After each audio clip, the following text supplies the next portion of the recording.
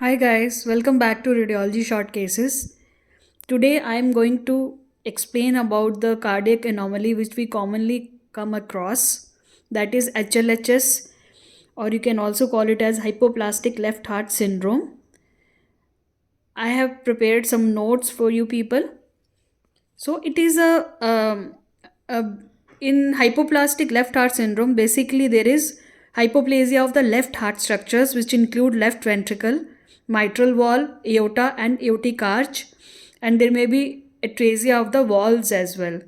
So if you see the embryology, so mostly this is because of the underdevelopment of the left sided structures in utero, because of the atresia or hypoplasia of the aortic or mitral walls.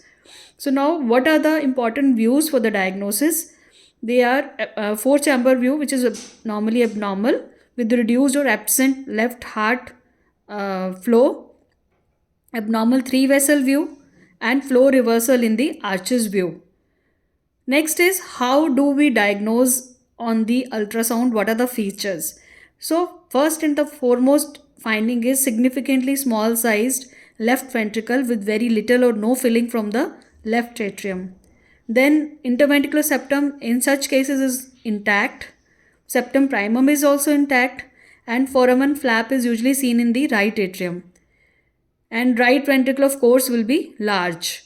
Then because the structures on the left side are hypoplastic, so aorta, aortic arch will be hypoplastic or with reduced or absent forward flow. Ductal flow reversal will be seen in the hypoplastic transverse arch, and pulmonary venous flow will be pulsatile. Now the most common association with this is endocardial fibroelastosis, which is seen in such cases, right? And if you review the patient after 30 to 32 weeks, then what are the things which you are supposed to see? First is the right ventricle contractility. See the contractions of the heart. Then look for tricuspid regurgitation and reverse filling of the transverse arch, and left to right flow through the foramen ovale. A pulmonary venous flow also can be seen on pulse Doppler. You can look for the pulsatility and reversal of the flow. Now we will see certain images. So this is a basal four-chamber view which shows hypoplastic left heart. This is the left ventricle, left atrium, right ventricle, and this is the interventricular septum, which is echogenic and thickened, right? So in this case, apart from the hypoplasia of the left heart structures, there is also endocardial fibroelastosis.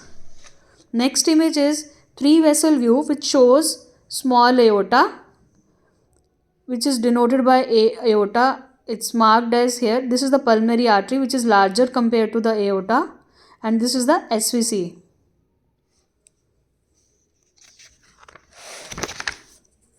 Next images, we have color filling of the right ventricle. You can see this right ventricle is quite enlarged. There is less flow within the left heart, and right ventricle is kind of overhanging over the left ventricle, and it is forming the apex of the heart.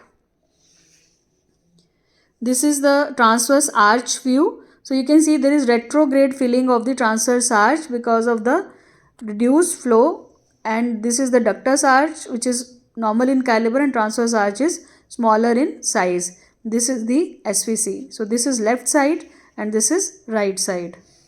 Again you can see that this is the color flow where you can see MPA is seen, main pulmonary artery, left pulmonary artery, right pulmonary artery. So their caliber is normal, whereas the aorta caliber is quite small. Color Doppler image showing pulmonary veins draining into the left atrium. And then you can see the on pulse wave Doppler, there is pulsatile flow in the pulmonary vein with reversal of the A wave due to restrictive foramen ovale. That's all for the today's case. I hope you liked the video. Thank you so much.